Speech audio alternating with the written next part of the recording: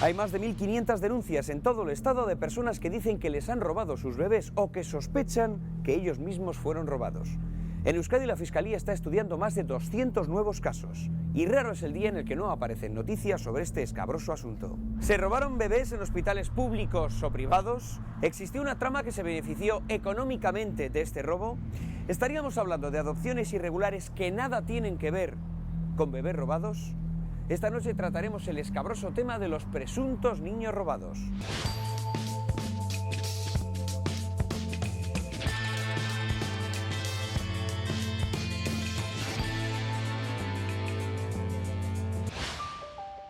Ya en los años 40, en plena posguerra, se hablaba de casos de niños robados que eran dados en adopción a familias del bando nacional que no podían tener hijos. En los años 80 se empiezan a publicar los primeros artículos denunciando casos, pero es el año pasado cuando salen a la luz cientos de denuncias que afectan a varias clínicas privadas e incluso a hospitales públicos. Son muy pocos los centros sanitarios que se prestan a hablar con los medios de comunicación sobre el tema de los presuntos bebés robados, pero el Hospital Donostia no ha tenido ningún inconveniente en recibirnos. Vamos a ir hacia la zona de partos, si te parece. Estamos ya en el paritorio y esto es una sala donde la señora que está embarazada y a punto de dar a luz va a estar monitorizada. Cuando el parto ya se pone en marcha, con la anestesia, se ha aceptado tener la anestesia, etcétera, etcétera, pasaría aquí. Este es el paritorio. Cuando el niño ya ha salido del vientre, viene aquí.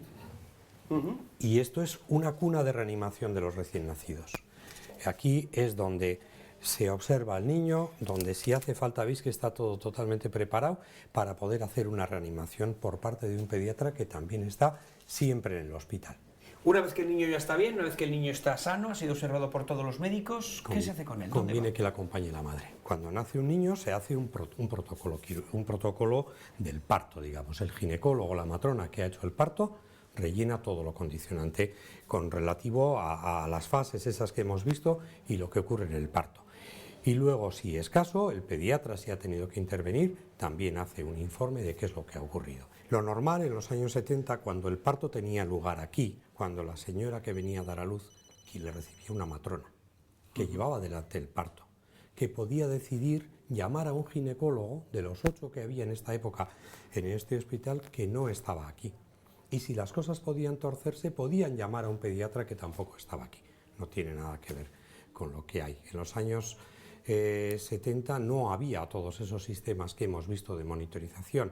Prácticamente lo único que tenían entonces las matronas era la trompetilla. Es como un fonendoscopio, pero aplicado al vientre de la madre. El ginecólogo la matrona podía escuchar el latido fetal y únicamente podía ver la frecuencia y si había irregularidades. Pero si el niño tiene algún problema, hay que hacerle alguna cura y se separa, ¿cómo se le identifica? Eso es, se hacen dos cosas fundamentalmente. Uno, identificarle con una pulserita y en segundo lugar se toma una muestra de la sangre del cordón umbilical que se deja en un soporte adecuado porque un estudio genético permitiría conocer quiénes son los padres del niño del que se ha obtenido esa sangre.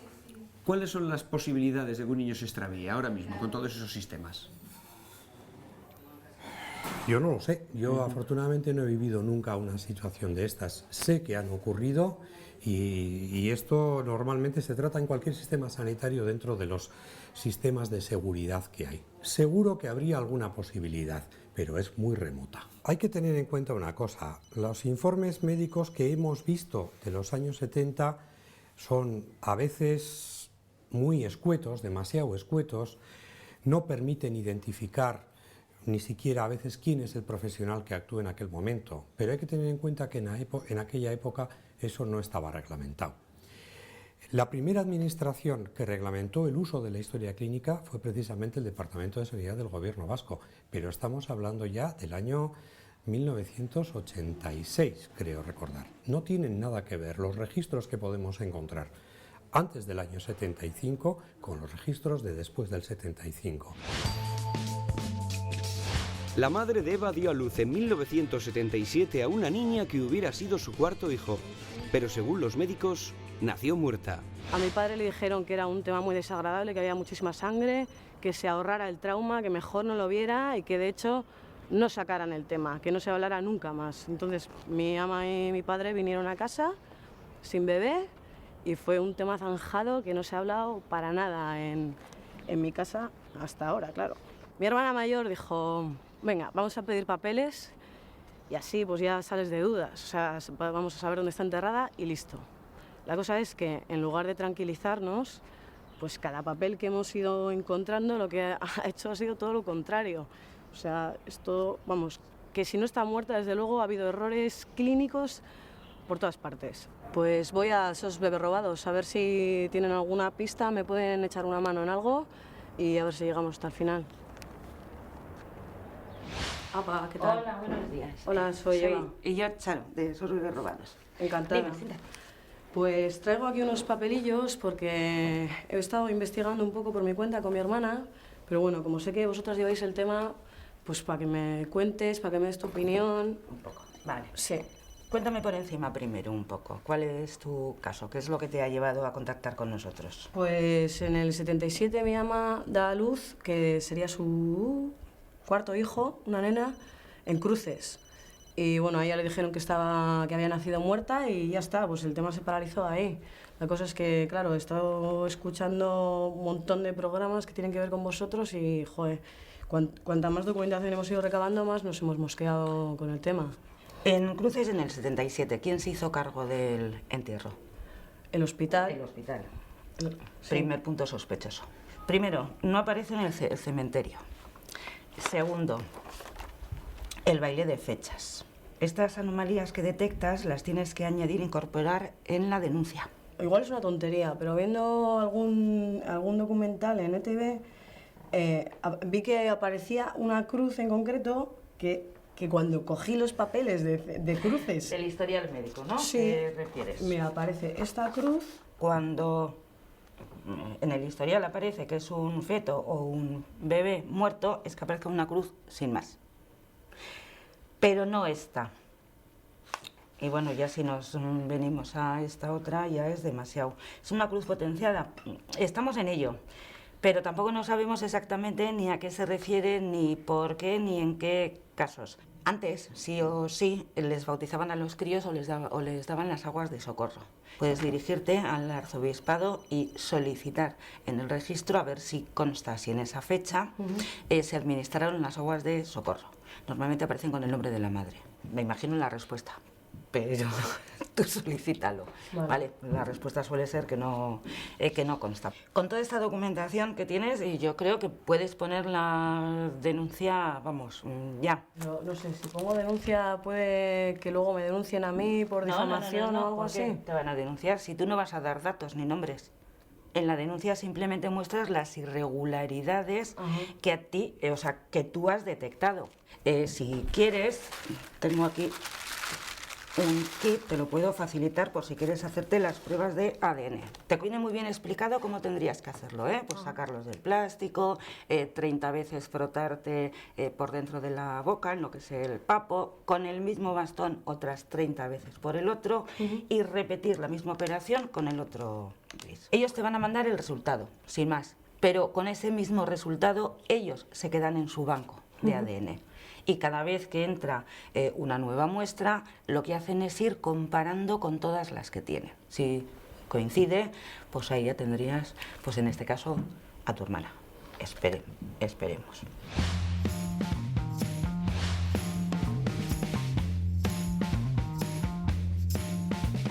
Todo esto se inicia en realidad por una denuncia masiva a través de una asociación, ANADIR, que se interpone en la Fiscalía General del Estado, de casos de todo el Estado, ¿no? De todas las comunidades autónomas, entre ellas bastantes casos de Euskadi. Muchas veces vienen los denunciantes con pocos datos, ¿no? O sea, o con pocas bases probatorias. Precisamente lo que vienen es a solicitarnos a nosotros que indaguemos, que investiguemos y que comprobemos, ¿no? Si se produjeron o no los hechos. En algunos casos se puede hablar de presuntos delitos de sustracción o de detención ilegal, Y en otros casos pues se podía hablar o sospechar, ¿no?, de una adopción irregular, donde sin producirse un robo, sin embargo se hizo la adopción sin seguir el protocolo o las normas legales. Lo que ha venido a ocurrir en los últimos 6 meses, en el último año entre nosotros, es que ha cambiado el criterio cualitativo. Ya no se habla de irregularidades en las adopciones, ya se habla de robos. Todo el mundo da por hecho de que hay robos. Es más, hay quienes hablan de tramas entre médicos y entre hospitales y etcétera. Robos durante el franquismo, he dicho que no hemos acreditado ninguno, y yo creo que robos en la actualidad no hay tampoco absolutamente ningún caso acreditado con pruebas rotundas que al menos los tribunales de justicia hayan obtenido. Las exhumaciones de sendos féretros vacíos en los cementerios de Derio y Polloe en septiembre de 2011 y enero de este año provocaron una notable alarma. Los forenses confirmaron que no se habían encontrado restos humanos. Los Losa Ocariz tienen el dudoso honor de ser la primera familia guipuzcoana a la que la justicia autoriza a hacer una exhumación de la tumba donde debían reposar los restos de Rebeca, la que hubiera sido la octava hija del matrimonio. Eran tales los indicios de irregularidades que figuraban en los papeles recopilados que la Fiscalía no dudó mucho a la hora de investigar este caso. Cecilia, ¿cuándo empieza y por qué tu madre a sospechar que podrían haberle robado ese octavo hijo? Mi madre desde el principio tuvo una sensación muy fuerte de que algo no había funcionado bien, de que se le daban una serie de irregularidades, ¿no?, en este parto. Primero, que le pusieran una inyección para retrasar lo que era el parto en sí. Segundo, que luego se lo provocaran. Que de repente dicen que la niña nace bien y luego la tienen que trasladar de manera urgente. Que no quisieran enseñarle el bebé. Los medios de comunicación, el comenzar a hablar, sí, pues es lo que hace que ella por fin nos diga todo lo que sentía, ¿no?, y todo lo que pensaba. Evidentemente el acceso a la documentación es muy complicado. Poco a poco se fue hablando con el cementerio, con registro, con la residencia sanitaria, con todos los actores, por así decirlo, que habían estado implicados en este asunto. Y bueno, con la documentación que recopilamos se redactó una denuncia que se presentó a mediados de mayo de 2011 en la Fiscalía de San Sebastián y fue admitida en 3 días, porque era tal los indicios de irregularidades que, vamos, que no cabía hacer otra cosa. Se produjo la exhumación. Fue una mañana de enero muy fría, tengo que decirla, porque fue fría no solo climatológicamente hablando, sino también por la recepción de las autoridades de las personas que estaban allí, ¿no? Y al final llegó un momento que le preguntaron a mi madre dónde estaba la caja. Mi madre le comentó que siempre la había puesto a los pies de su padre, que estaba allí, y entonces pues ya sacaron lo que había. ¿Qué es lo que había? Nada. O sea, nada. Sacaron, un operario sacó unos restos. Entonces, algún hermano y yo también nos subimos en otra tumba porque queríamos ver, no queríamos que nadie luego nos contara, ¿no? Y ellos ya iban removiendo con la mano, y ahí no había nada, solo había un paño que nosotros lo hemos denominado siempre un trapo, como tomo respectivo, un trapo porque fue una tomadura de pelo, porque a mis padres les dieron un trapo para enterrar. Un trapo, y así nos lo comunicaron de manera oficial tanto el juzgado como el Instituto Anatómico Forense de San Sebastián. A partir de ahí nos vamos al siguiente caso, el de Polloe. En realidad, el féretro no estaba vacío. En el interior del féretro se encontraron unos residuos, una pinza del cordón umbilical, una pulsera de identificación, de las que se colocaban a los niños en aquel tiempo, pulsera que está sin cortar, sin abrir, sin romper, y una tela. En rigor hay que decir que había una tela en cuyo interior de la tela apareció el residuo, y en el interior de la misma tela estaba precisamente la pinza del cordón umbilical y la pulsera. Nos personamos en el Instituto Anatómico Forense, quisimos hablar con el responsable y su respuesta fue muy clara y muy contundente, y no hay que darle ya más vueltas, porque es que nos dijo que nunca había habido restos biológicos. Y eso es lo importante a día de hoy, que nunca ha habido un cuerpo, que mis padres enterraron una caja vacía.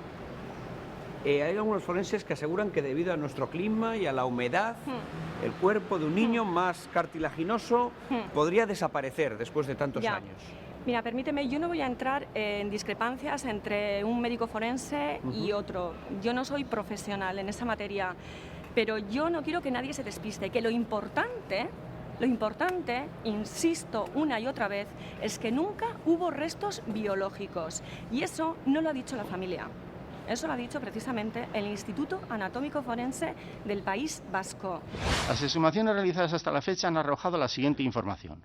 Se han hecho, que yo sepa, y puedo estar equivocado, 2, 4, 6 exhumaciones. Fíjense ustedes que en los 3 primeros casos el resultado es que no se recuperan restos humanos. Y creo que el término exacto es ese, no se recuperaron restos humanos.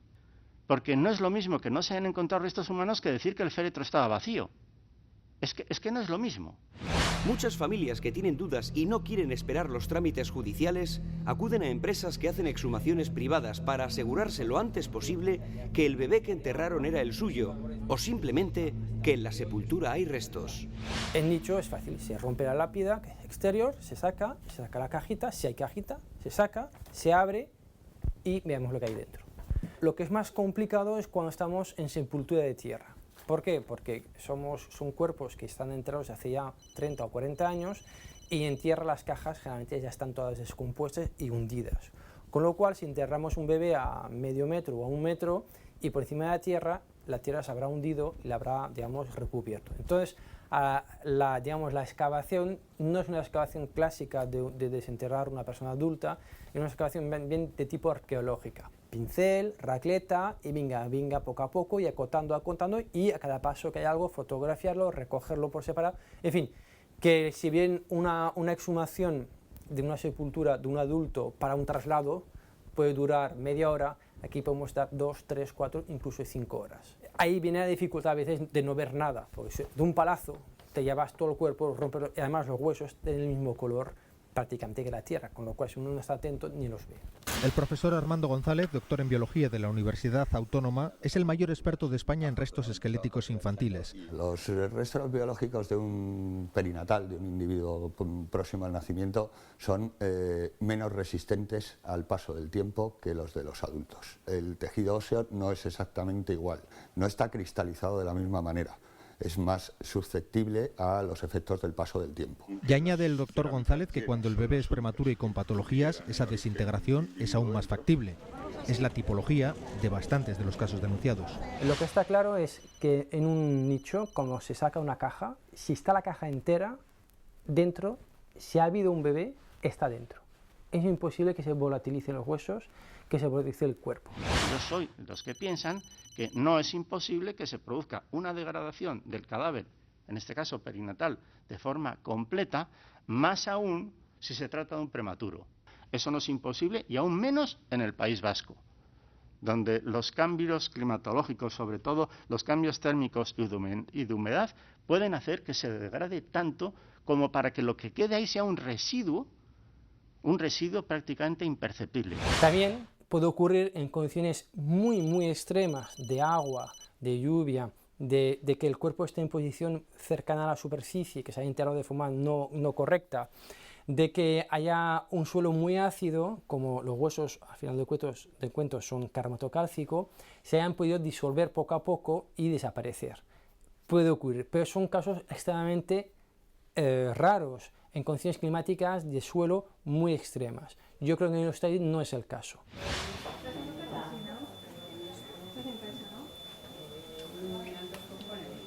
Estas cunas que ves aquí son las zonas de la unidad de cuidados intensivos neonatales. Entonces son niños que por haber nacido pretérmino, porque son muy chiquitines o porque han tenido alguna enfermedad congénita que ha podido ser o no diagnosticada durante todo el embarazo, pues hace falta continuar su seguimiento. Si el niño fallece, ¿cuál es el procedimiento que sigue el hospital? Eso ha cambiado terriblemente también. Acuérdate cuáles eran los valores también que había en aquella época y cómo había, digamos, algo que se ha dado en llamar el paternalismo de la asistencia. Igual que a una persona se le negaba saber que tenía un cáncer, pues se organizaba toda una parafernalia entre el personal sanitario, la familia, todos para intentar evitar un sufrimiento. Muchas veces, si se pedía, se facilitaba, pero se hacía todo lo posible para que alguien desistiera de la idea de ver a un recién nacido muerto, y más todavía si tenía malformaciones visibles. Cuando un bebé, un recién nacido, no superaba las 48 horas de vida, ni siquiera tenía derecho a inscribirse en el registro civil. Ahora sí, ahora un recién nacido, creo que a partir de los 500 gramos o de los 180 días desde la última regla, es decir, durante el embarazo, ya tiene una entidad jurídica. Y ya en el caso de que naciera y naciera muerto, habría que hacer un certificado de defunción, que entonces justo se veía pues como un producto del embarazo y se trataba pues como una víscera. Si una madre quisiera ver a su hijo que ha nacido muerto ahora mismo, ¿tendría algún problema? No. En absoluto, no lo podría ver problema, sin pega alguna. Ningún problema, ningún problema. Cuando vemos que hay una alta probabilidad de que este niño que está en la incubadora fallezca, se va avisando y desde luego los padres están todo el tiempo que quieran para poder ir viendo incluso cómo son las últimas horas de vida del niño. ¿Podemos decir de una forma absolutamente tajante que es imposible robar un niño de un hospital público vasco a día de hoy? A mí no se me ocurre cómo se puede robar a un niño de los hospitales de hoy. Nos acercamos hasta la clínica Euskalduna, donde trabaja uno de los ginecólogos más famosos de Euskadi. José Gurrea no rehúye las preguntas sobre uno de los temas que está poniendo en el punto de mira a la clase médica.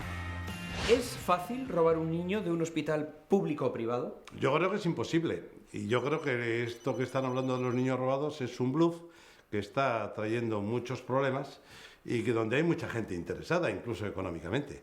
Mira, yo estaba allí en Cruces cuando alguna chica de 16, 18, 20 años, soltera, que no quería tener al niño. Pero es que entonces no había el recurso al aborto que hay ahora. Es que decimos, ¿cómo podía pasar esto? Hay que pensar en los años 70, cuando la sociedad era tremendamente cruel con las chicas que se quedaban embarazadas, cuando no las admitían ni en casa, cuando las tachaban de cualquier cosa, hasta de golfas. Y resulta que los novios se daban el piro, se las dejaban tiradas. Entonces no había pruebas de paternidad, es que ahora hay de todo y es difícil pensar en aquellos años. Pero yo he visto que llegaba una chica a Cruces, yo estaba allí, y que quería dar el niño en adopción y daba el niño en el paritorio, pero es que en el paritorio no se ocultaba nada, estaba el ginecólogo, yo estaba de médico interno y residente, el humilde residente, pero estaba el anestesista también, porque a estas chicas se las dormía, un poco por consideración para que no vieran al niño, para que no lo oyeran llorar, por un sentido de humanidad con la donante. O para estaba que, la matrona, la receptora. O para que no se arrepintieran al oír No, llorar al niño. porque al fin y al cabo esas chicas luego permanecían ingresadas en Cruces, la que daba luz permanecía ingresada durante 2 o 3 días o 4 días y siempre podía decir que quería reclamar a su bebé. Ahora hay reproducción asistida, pero es que entonces no había. La reproducción asistida es de los 80 y las parejas estériles que querían tener un niño o un bebé, pues preferían tenerlo nada más nacer que ir a la inclusa, que la inclusa había en la casa cuna y al lado de la maternidad en Solocueche, ahí en Santuchu, había niños para adoptar. ¿Y por qué se prefería esto? Pues porque era el recién nacido y se lo llevaban directamente a casa, le daban los biberones fuera, teta no le iba a dar la adoptante. ¿Esos médicos, esas enfermeras que avisaban a las parejas estériles de que había algún niño disponible, cobraban algún dinero, tenían algún beneficio por ello? En la seguridad social no, porque el parto era público, no se podía cobrar, luego no tenía ningún gasto. En las clínicas privadas lo que hacían las adoptantes era pagar los gastos del parto de la chica que había ido allí expresamente. Las chicas que iban a una clínica privada es que no querían que se enterase nadie y no querían ir a un sitio público, porque en el sitio público, en el Hospital de Cruces o en Basurto o en donde fuera, pues nos enterábamos todo el mundo, claro. A mí cuando hablan de esta monja, digo, pero si el acta de nacimiento lo firmamos solo los ginecólogos, no lo puede firmar nadie más. Nosotros somos los testigos de que hemos asistido a ese parto. Luego, con ese acta de nacimiento, donde es verdad que estaba falseada, porque no poníamos el nombre de la madre verdadera, sino de la madre adoptante, con ese acta de nacimiento se iba al registro civil. Y en el registro civil, al día siguiente, con el acta de nacimiento consta la madre y consta el marido de la madre. Todo esto suena como si fuera un cúmulo de irregularidades, pero consentidas. Mira, en aquel tiempo, Iñaki, yo he firmado Yo no asistía a estos partos porque era residente, lo asistían los jefes. Pero cuando atendíamos los partos y las mujeres en aquel momento, una mujer de Lekeitio, de Ondarroa, de Bermeo, te decía que él no quería que inscribiera a su niño nacido en Cruces, Baracaldo, como eran todos los niños casi de Vizcaya, le firmábamos que había nacido en su casa. Y lo firmábamos todos. Luego cambió la ley y se dejó que los padres inscribieran a sus niños en el sitio de residencia suyo. Hacíamos una falsificación de documento público. Sí. Yo lo hacía diciendo que habían nacido en su casa. Y el ginecólogo que atendía y que lo ponía a nombre de la madre que no había dado a luz, hacía una falsificación de documento público, pero con la mejor intención. ¿Pero la ley entenderá esto? Ya lo veremos. Mercedes Serrán de Gras, una mujer muy bien relacionada de la sociedad vizcaína, comenzó sus primeros pasos en la maternidad, organismo oficial del que dependían las adopciones en los años 50 y 60. En 1969 crea la Asociación María Madre, que se definía como una sociedad sin ánimo de lucro que tenía como fin resolver las consecuencias que surgían de las relaciones sexuales ilícitas. Jóvenes embarazadas que no querían o no podían tener a sus hijos acudían a las casas de acogida de Mercedes Serrán, donde se las proporcionaba un hogar hasta que dieran a luz. Tras el parto, Mercedes gestionaba las adopciones de esos niños con familias que no podían tener hijos. Se baraja la cifra de unos 2.000 niños los que pudieron mover en estas casas de acogida para embarazadas.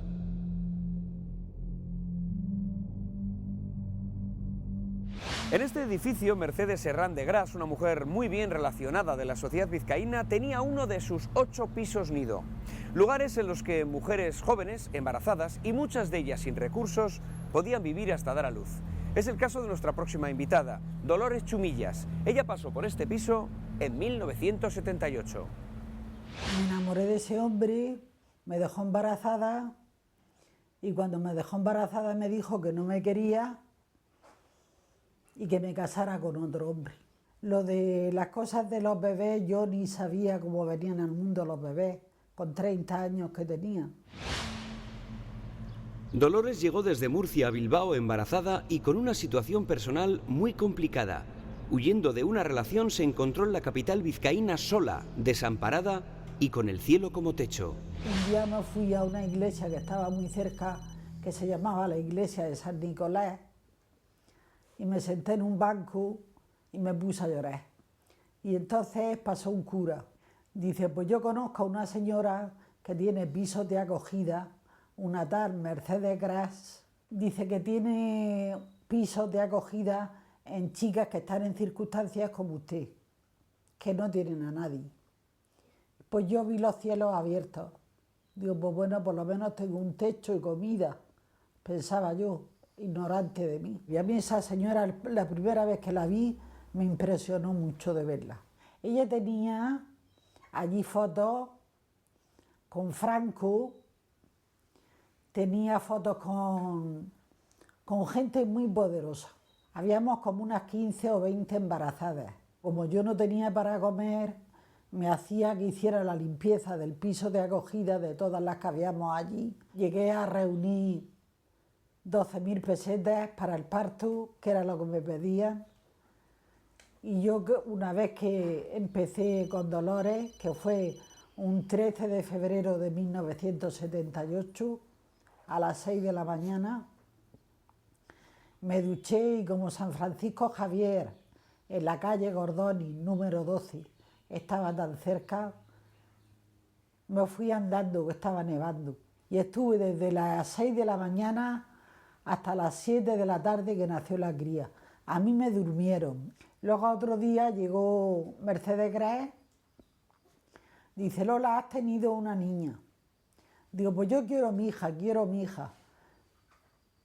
Dice, eso se lo dice a la hermana, me estoy. Y le dije, hermana, quiero ver a mi hija. Y entonces me la llevó y la tuve en mis brazos, era preciosa.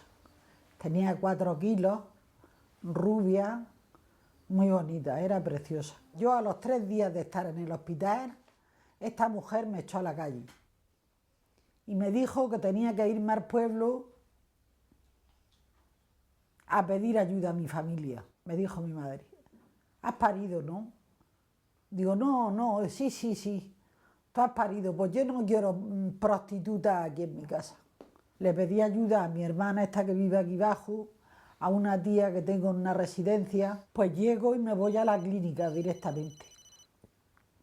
Digo, vengo por mi hija y entrego mi DNI. Dice, usted no ha tenido aquí hija ninguna.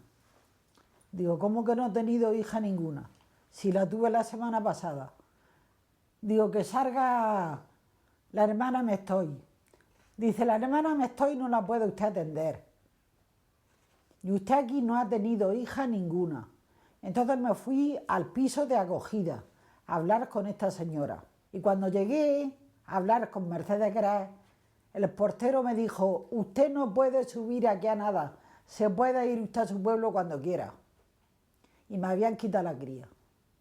Me gustaría hablar también de las famosas casas nido, como la de Mercedes Herrán de la Gras. ¿Eran conocidas? ¿Vosotros los médicos conocíais estas casas nido? Estas organizaciones religiosas o no religiosas, que tenían sin ánimo de lucro, que tenían esas casas para acoger a las mujeres que venían de los pueblos de la España profunda, donde eso no se toleraba, yo creo que realizaron una magnífica labor. En caso de quedarse con los niños, se quedaban con los niños y tenían en la casa cuna. Y trabajaban y les buscaban trabajo para esas chicas. Y le cuidaban los niños mientras ellas salían a trabajar, se hacían un porvenir, se buscaban un trabajo y se independizaban. O sea que eso ha existido hasta el año 80 y tantos. Allí no salía nadie con el niño.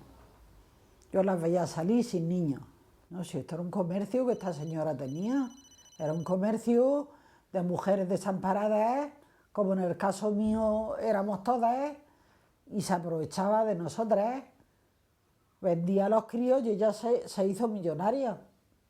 Pero es que ahí no iba sola ella, iban curas, iban monjas, iba mucha gente, eso era una red. Allí no hablamos nosotras nunca de que nos iban a quitar los niños ni de dar los niños, ninguna. Y ya después la búsqueda fue intensa, hasta que vivió esta señora llamándola por teléfono que dónde estaba mi hija, y ella me contestaba que yo nunca la vería. De tu hija está en las mejores manos, tú nunca la verás. La estuve llamando hasta que murió. Pero esta señora nunca me dijo dónde estaba mi hija. Y así sigo ya 35 años. Sigo buscándola, pero no tengo esperanza de encontrarla, porque no sé ni dónde la dio, ni dónde está. Lo que hicieron conmigo es imperdonable. Es imperdonable. Santiago, ¿cómo te enteras de que eres adoptado? Yo lo he sabido desde siempre. A mí es una cosa que me lo han contado mis padres y no tengo el recuerdo. Supongo que desde antes de mi capacidad de recordar. Cuentan mis padres que con 2 o 3 años ya me lo habían comentado. ¿Fue una adopción regular la tuya? Sí, fue una adopción de acuerdo a la ley del 70 y legal en todos los sentidos. En Bilbao se había puesto en marcha una asociación que se llamaba María Madre, que gestionaba Mercedes de Gras. Entonces, eso había sido pues en el 69.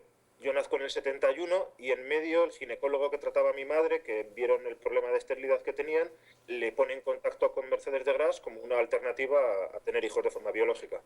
¿Cómo funcionaban exactamente estos pisos? ¿Qué servicio daban? La madre desaparecía de su entorno, pasaba el embarazo y una vez había resuelto su problema volvía y normalmente contaba que el niño había muerto para evitar a quien pudiera saber que estuviera embarazada, para evitar cualquier tipo de problemas o de preguntas. Supongo que esa forma de actuar hará que no existan muchos registros a través de los cuales muchos hijos que hayan sido adoptados puedan buscar a sus madres biológicas. Desgraciadamente los registros sí han existido, el problema es que se han deliberadamente eliminado. Porque lo que ocurría es que cuando una mujer daba luz ya en los 70, daba luz en un hospital normalmente, en la mayoría de los casos.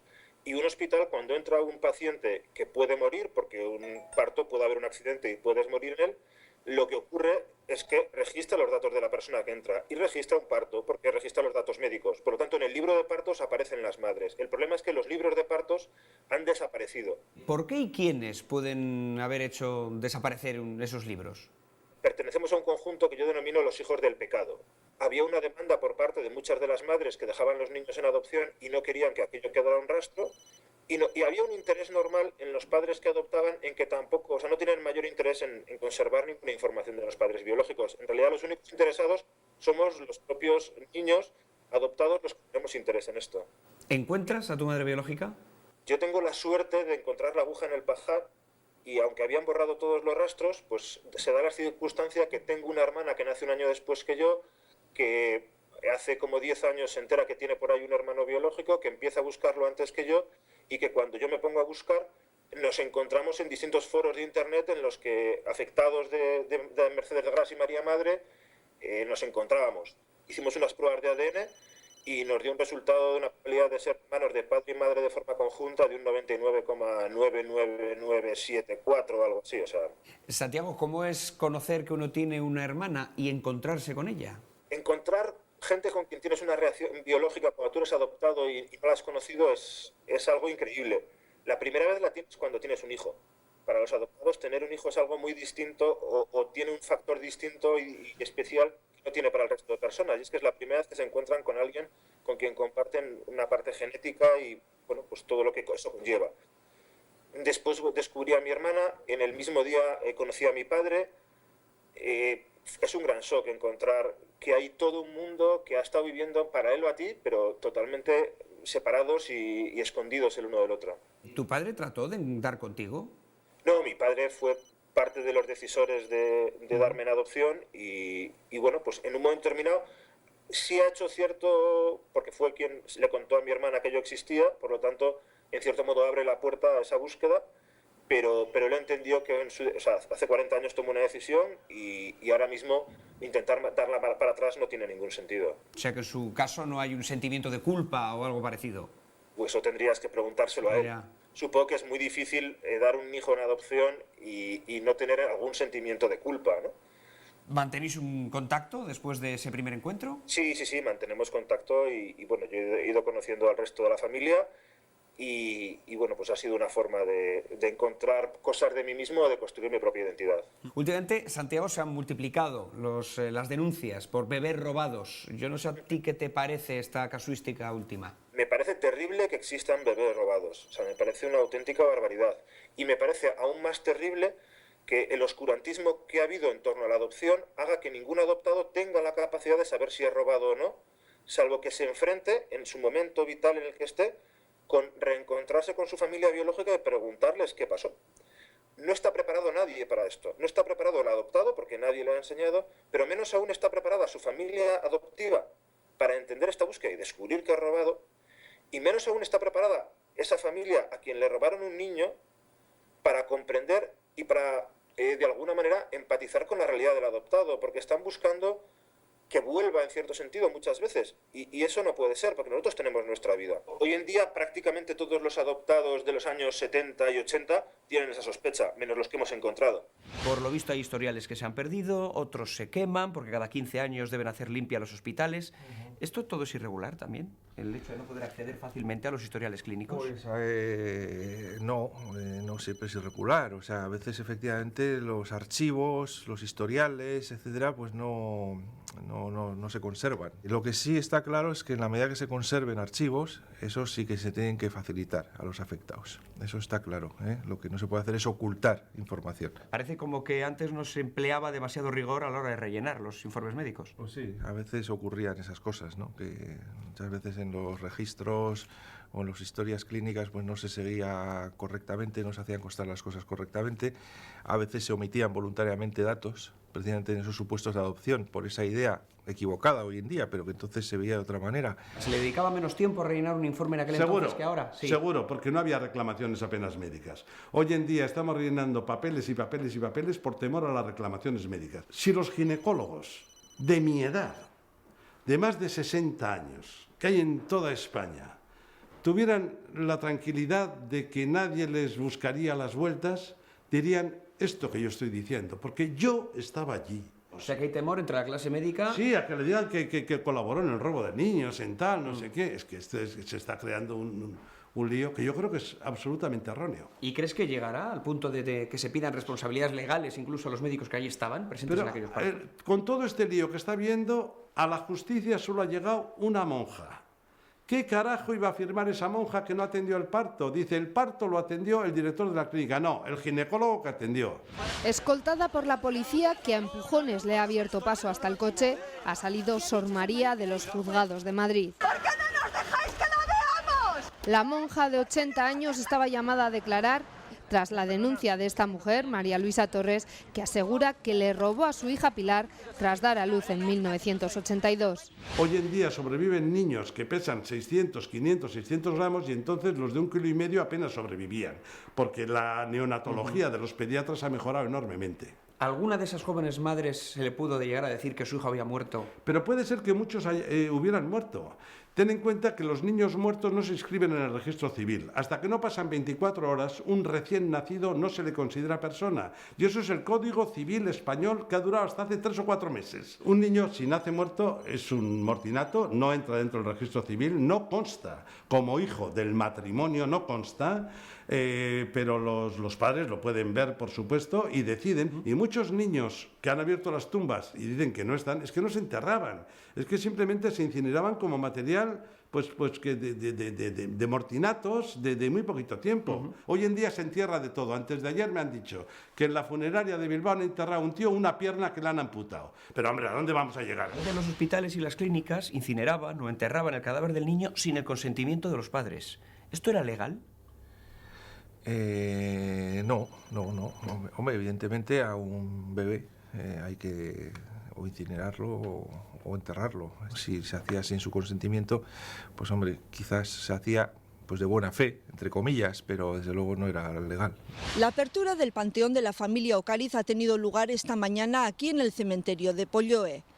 En la exhumación ha estado presente la familia de Mercedes Ocariz, una madre donostiarra que quiere saber la verdad sobre su hija, que dio a luz en 1977. Claro, el propio día de la exhumación, mi madre decía, si de repente está ahí, y le dijimos, pues fenomenal, o sea, si es que lo que queremos, porque esto termina aquí, y ya sabemos que pudo haber una serie de irregularidades, pero que está aquí, ojalá hubiese sido así. Entre muchos informes médicos que ya no existen, entre muchos historiales contradictorios y entre que muchos de los médicos que participaron en esos partos ya no están, ¿será posible llegar a conocer realmente la verdad de lo ocurrido? Bueno, es un tema complejo, esa es la palabra, ¿no? Pero para eso tienen que estar los jueces, los fiscales, la Policía Autónoma Vasca, investigando para esclarecer. Puede que todos no sean casos de bebés robados, pero sí que hay un porcentaje altísimo y hay muchísimas denuncias y se están investigando. Y ejemplo de ello, por desgracia, somos nosotros. Nosotros sí que podemos decir que nuestro caso es un caso de un bebé robado. Muchos médicos dicen que se confunde el tema de los bebés robados con adopciones con irregularidades. Bueno, o sea, mira, voy otra vez a insistir en la misma idea. En nuestro caso, mi familia no tenía ninguna necesidad de dar a un hijo en adopción. Por suerte, mis padres eran unas personas con cierta posición económica. Rebeca era la número 8, pero es que posteriormente tuvieron 2 hijos más. O sea, no tuvieron esa necesidad de dar en adopción a ningún niño. O sea, mis padres querían todos los hijos que tenían, todos. Y como mis padres, muchísimas familias. Es una manera también de enmarañar y de crear ciertas teorías que no son reales. Puede que haya casos que familias, no lo sé, se vieran en una situación determinada. No soy quien yo para juzgar y no voy a analizarlo. Estamos hablando de denuncias, de casos serios. Yo creo que han existido irregularidades en las adopciones. Y otra cosa distinta de las irregularidades en las adopciones son las adopciones irregulares. Esto parece un juego de palabras, pero hay que ponerle detalle. A partir de aquí, las irregularidades han podido ser simplemente administrativas, de muchos tipos. Que el ginecólogo que firmó los papeles no estaba el día del parto allí, puede ser. Y que el ginecólogo solamente acudía cuando se complicaban las cosas, puede ser. Sería una irregularidad, por ejemplo. Otra cuestión es que las irregularidades sean delictivas, en compra, en venta, en engaño, en abuso, en aprovechamiento de la mujer desvalida en ese momento, que quizás se le obligó a mirar para otro lado porque no era el siglo XXI, eran otros tiempos, recordemos que entonces no se podía abortar y por lo tanto en ocasiones incluso los médicos lo que decíamos es no te preocupes, llegas al final de la gestación, luego el niño lo entregas en adopción y ya está. Euskadi y especialmente Guipúzcoa ha sido una de las zonas donde más casos de presuntos bebés robados han salido a la luz. La rabia de muchas familias por no saber la verdad contrasta con algunas opiniones que creen que se vive una psicosis que nada tiene que ver con lo que en realidad ocurrió. ¿Hay algún caso en el que se sepa, sin duda alguna, que se trata de un bebé robado, de los investigados en Euskadi? A mí no me consta. Tenemos casos de exhumaciones donde se ha comprobado en 3 casos que no había restos. Hombre, eso es un indicio muy fuerte de que ahí no se enterró a nadie. Si no queda ningún resto, vamos a ver si existe alguna posibilidad científica de que se enterrase a alguien y no sé, por la razón que sea, pues se desaparecieran los restos de manera natural, ¿no? Vamos a decir así. En todas las exhumaciones, tanto de Euskadi como fuera de Euskadi, siempre que hemos exhumado, siempre hemos encontrado restos humanos y de bebés, ¿vale? Hay que tener en cuenta que cuando nosotros actuamos porque hay una duda.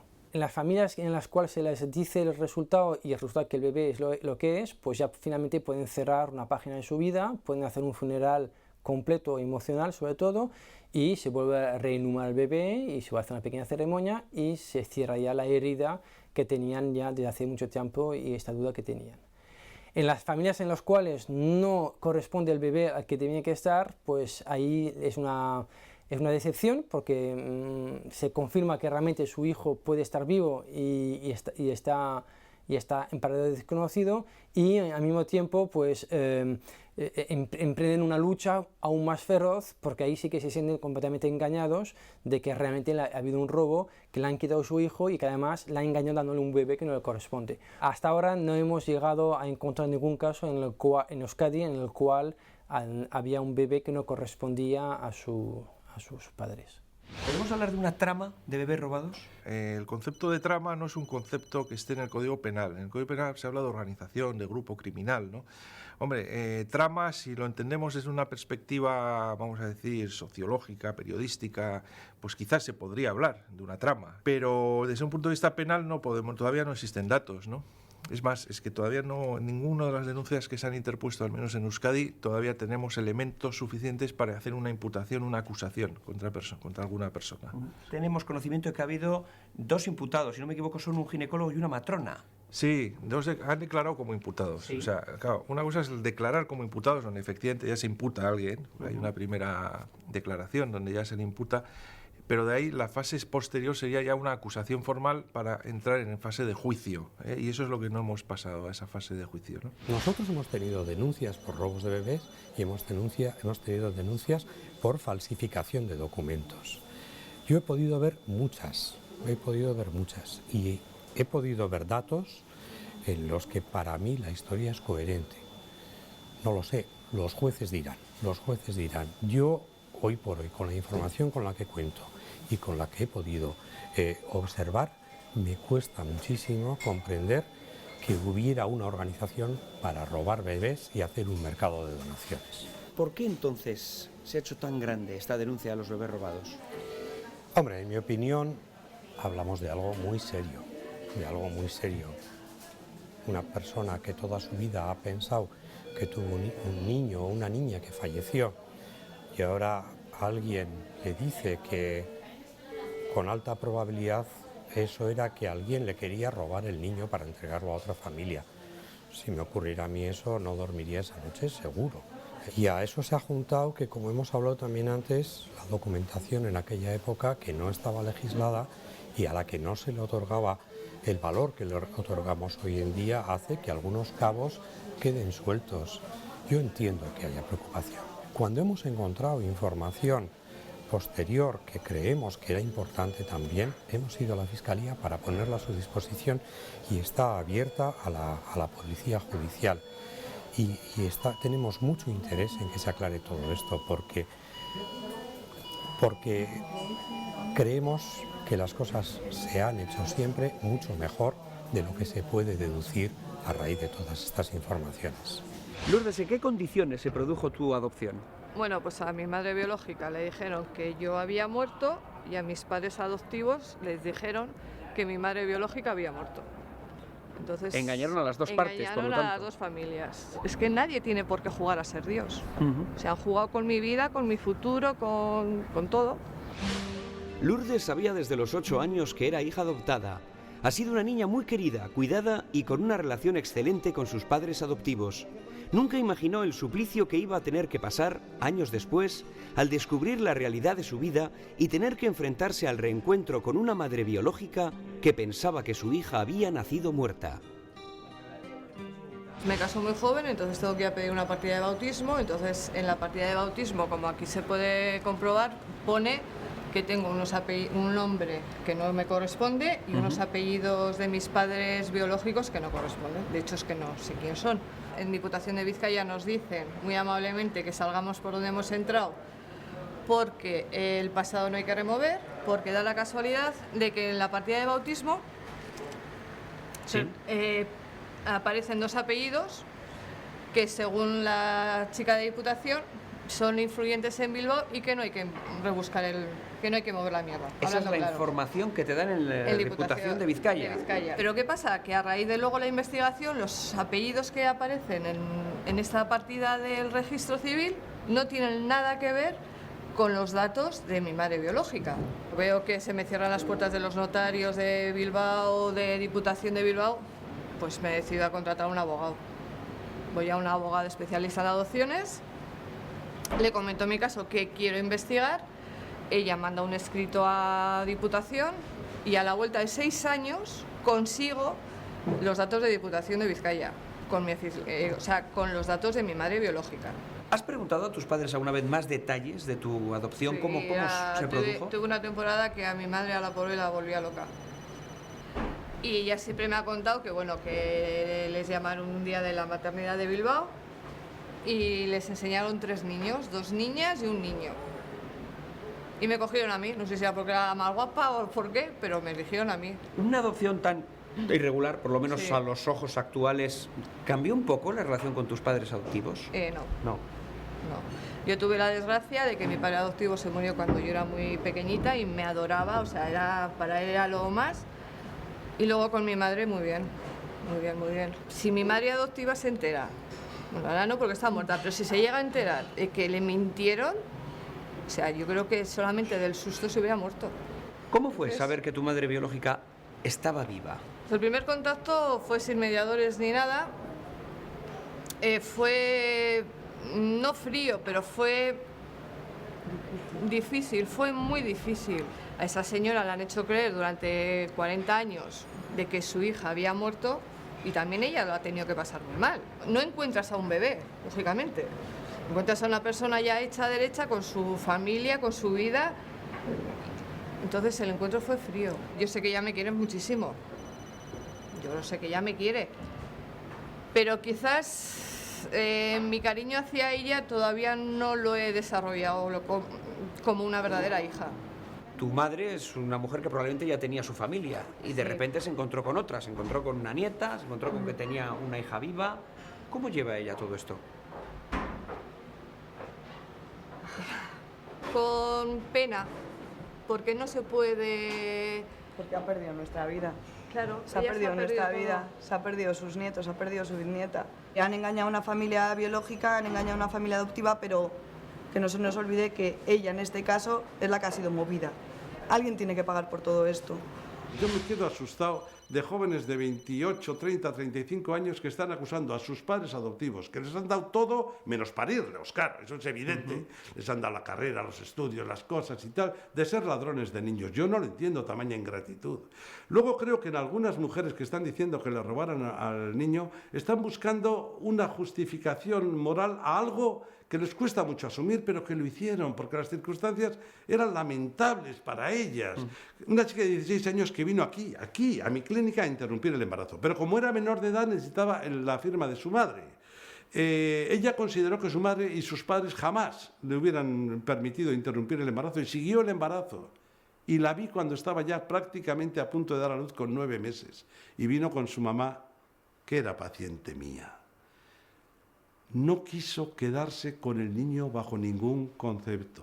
La que iba a ser la abuela del futuro niño, queriendo quedarse con el bebé. La abuela quería quedarse con el bebé por encima de todo. Le decía a su hija, déjame tu niño, yo te lo cuido. No hubo forma, Iñaki. Ese es el drama más gordo que he visto yo, o sea, justo al revés, darlo en contra de la voluntad de la abuela. Y es tremendo, es que se hacen cosas que son tremendas, Iñaki. ¿Con qué tipo de dificultades nos hemos encontrado a la hora de investigar todos estos casos de bebés robados? Hombre, la dificultad fundamental es el transcurso del tiempo, ¿eh? Y luego la falta a veces de pruebas, más allá de las sospechas, que a veces hay que indagar dónde se encuentra ese supuesto bebé robado, porque claro, puede ser una persona que se da en adopción, si ha nacido en Bilbao o en Euskadi, pues igual se ha dado en adopción irregular a un matrimonio de Valencia o a un matrimonio de Barcelona. Creo que el más nuevo es un caso del año 93 incluso. Sí, me suena, vamos, no sé exactamente la fecha, pero sí, hay algún caso muy reciente, sí. ¿Este será más sencillo de investigar? Pues sí, por las fechas sí, son casos más sencillos, lógicamente, y los testigos, la mayoría estarían vivos. Porque hasta ahora los adoptados éramos escoria. Tú cuando decías yo soy adoptada, la gente te miraba como un bicho raro. Yo no he denunciado jamás, ni lo pienso hacer, ni a mi madre biológica ni a mis padres adoptivos. Yo denuncio a las instituciones porque son ellas las que han jugado con nosotros. Los médicos, matronas, miembros de agrupaciones religiosas aseguran que se le está demonizando con todo esto, que actuaban de buena fe, que no había mala fe en sus actos. Vale, me parece muy bien la respuesta que ellos tienen. Para ellos pueden estar actuando de buena fe, pero no deja de ser un delito lo que han hecho. ¿Creéis que había una trama? Desde luego Yo creo que sí. Desde luego que sí, sin duda. O por favores, o por dinero. No lo sé, pero es que nadie tiene ese derecho a hacerlo. A tenor de todo el sufrimiento que te ha supuesto esto, no sé, Lourdes, ¿hubiera sido mejor no saber nunca nada? No. Cecilia, ¿en qué punto está la investigación ahora mismo? Pues bueno, la Ertzaina sigue haciendo su trabajo, nosotros estamos personados con nuestros abogados. Esa es una parte también complicada, hay que dejar trabajar tanto a la Ertzaina como a la jueza que haga los pasos pertinentes. Y bueno, nosotros también tenemos por otra parte otro compromiso muy importante, que es localizar a nuestra hermana, sobre todo a las chicas del 77, del mes de julio, agosto, vamos a abrir esa horquilla de tiempo, ¿no? Que si tienen dudas, que por favor se hagan una prueba de ADN, porque hay un banco con los ADNs de las familias que están en la asociación y se pueden cotejar, ¿no? Se pueden entrelazar y bueno, quién sabe, quizás algún día, como en otros casos que se dan, que están apareciendo pues hijos y se encuentran madres, pues a nosotros también nos gustaría encontrar a nuestra hermana. Tienen muy mala suerte las personas que están implicadas en esto, porque si quizás alguien se podía quedar sentado, la familia Los Ocariz, si algo no somos, es eso, pasivos.